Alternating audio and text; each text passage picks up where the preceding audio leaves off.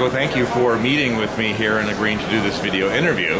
And I guess my first question for you is, what have you been up to lately? Well, obviously, since we're at the conference right now, you know that I've been acting as the senior liaison for the conference committee, so I'm going to breathe a big sigh of relief as this is completed, and I think they did a fabulous job. In my professional work, I've been doing a lot of work with the Mentoring Center of Oakland, where we're working with highly at-risk youth and doing transformative mentoring for young people who are in the California Youth Authority or otherwise in our juvenile justice system, and having a remarkable success rate with reducing recidivism with that population. Excellent. Are there any books or articles that you've published recently or are working on that you could tell us about? Well, I did a podcast, which was obviously one of my first experiences with doing something other than what we had done for ISPI. I did one for a person who has a business on communication, and she has been filming thought leaders in certain areas. It was interesting to sit in her small office in front of her computer and do that and then see how she put the graphics in it. So I guess I am learning more about using technology because I've always felt that writing was very hard work for me. Very good, thank you. Part of the legacy series that we're trying to capture here is some memories or stories from the past of some of our luminaries or people that were important to you in the society and in human performance technology. Well, obviously they go together, and as I recall this morning in the introductory session for the technology and for the conference, that my first conference was 1966, and I had the good fortune on the shuttle van on the way into the hotel to meet Bill Betterline and Peter Pipe, both of whom became longtime professional colleagues and friends. And I was working for Pacific Telephone at the time, so I hired them to come and work with my staff, as I did Gary Rumler and Karen Brethauer and Dale Brethauer and Joe Yaney from the Center for Program Learning for Business from Michigan. And the night, first night at the hotel, I met the people who were in the board meeting at that time, and that was Bob Mager and Glenn Valentine and Bob Phillip and Sue Margo. So a lot of the people who have published for our society and our profession, as well as been leaders in the organization.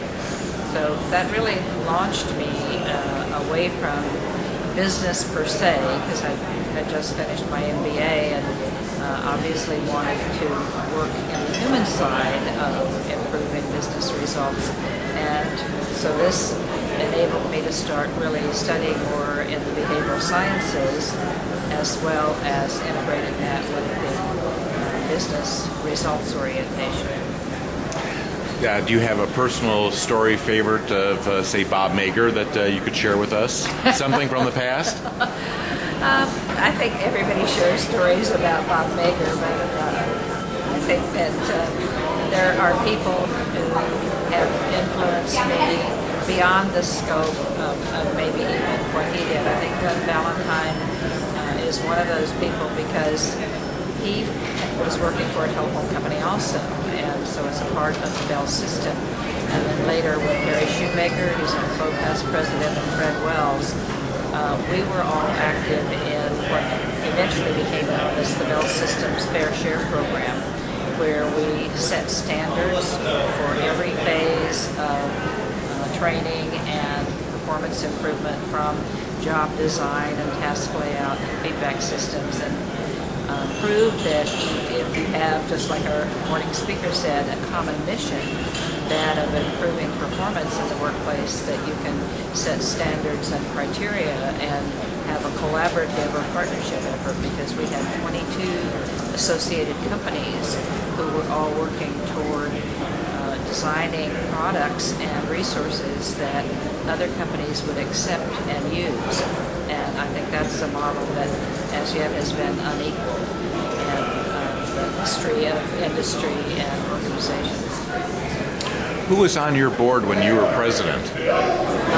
Well, another favorite of mine who has also left us is Dick Lincoln, because he was the vice president when I was president, and I tried to model for him what I had learned as far as management and leadership, and included him in every single discussion and agreement, including what Tiagi claims is the first performance appraisal that he ever got was from me when I was president, and he was heading up our publications operation. And one of my funny stories about Dick is that I just returned from a trip where I was working in Spain, and we had a board meeting in Washington, D.C.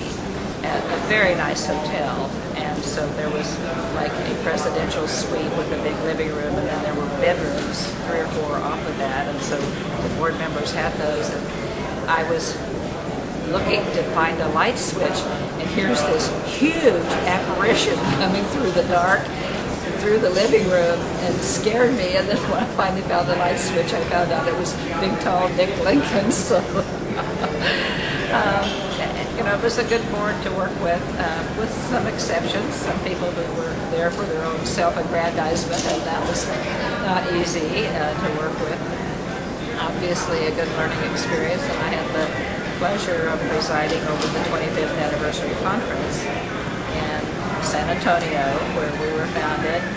And someone reminded me yesterday that they had their silver medallion that we had cast for that 25th, and we were going to do something like that for the 50th. I said, with the price of gold, I'm not sure we can step that up for a 50th memento.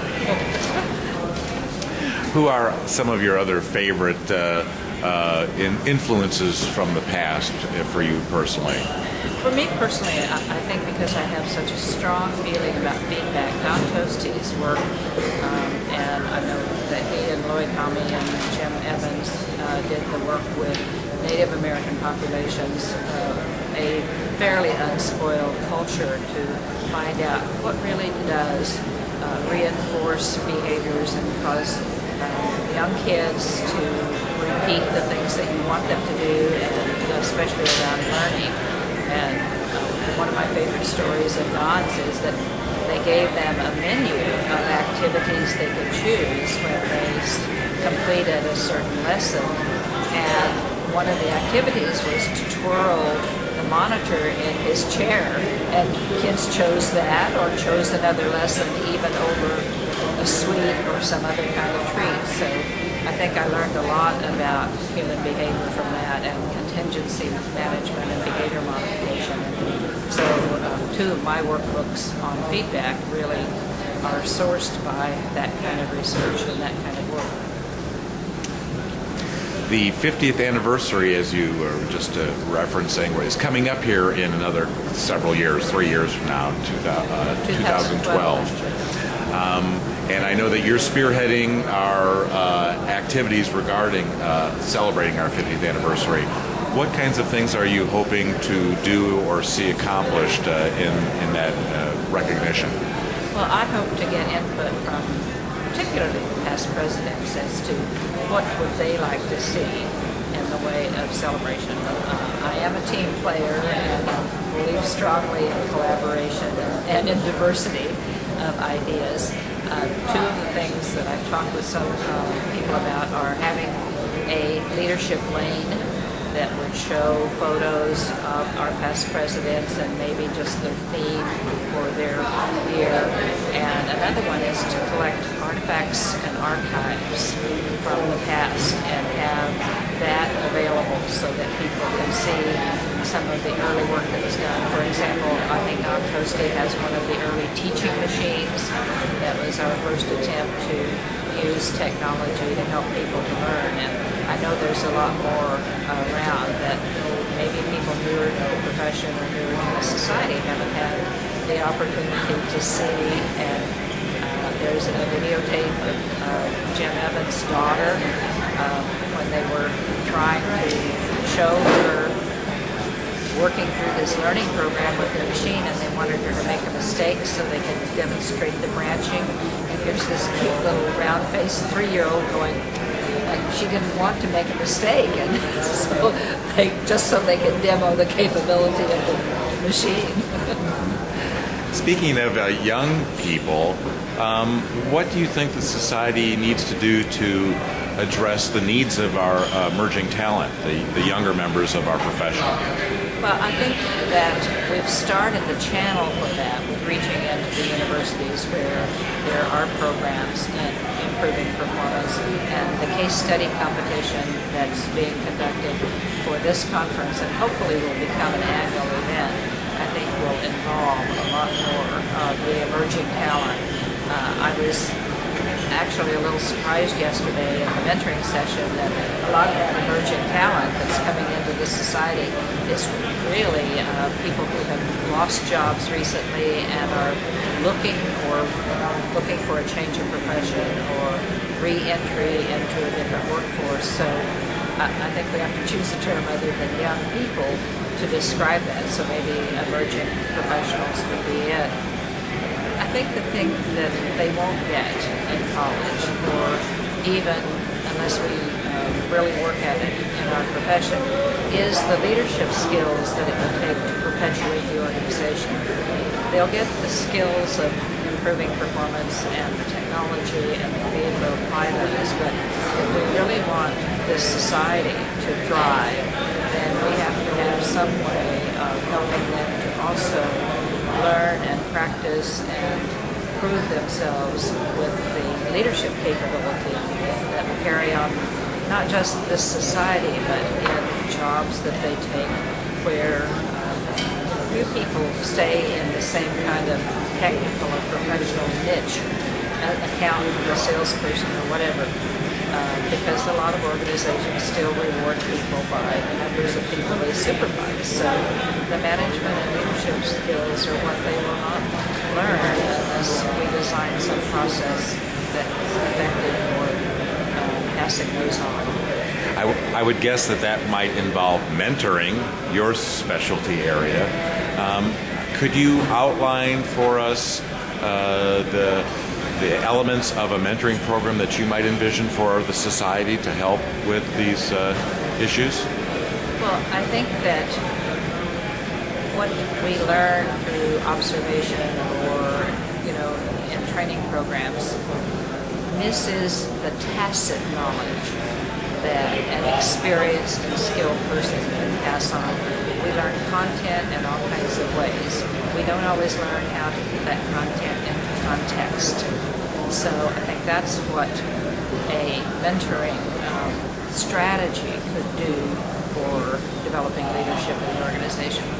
What I would not want to have it be is that one of these emerging professionals be attached at the hip to a single person who is experienced and skilled and become thought of as that person's fair-haired child, because I think that would be more damaging to their opportunities. But have a series of shorter-term mentoring experiences so that they got to see a diversity of leadership style and management style, and also that would expand their networks, because you have a different network guide to some extent than I do. So if someone spent 3 months communicating with you a couple of times a month and they learned your style and got connected with your network, and then they went on to Julie Hale or Roger Addison or someone else, that would give them a breadth of experience that wouldn't happen in a long-term one-to-one. Thank you, Margo. Is there any other messages that you might like to send to the society at large or anyone else interested in human performance technology? Well, I really believe that this society, now approaching 50 years, has provided the professional home that has enabled so many people with their skills and knowledge and their networks that I want to see it continue as a professional society and become better managed, led by visionaries, and with that common mission, and with the strategies in place to support it. So that's going to take a lot of work with the current economic situation. My belief is that it's doable when we can communicate and share that mission. Thank you for your time today, and have a great conference. Thank you, Glenn.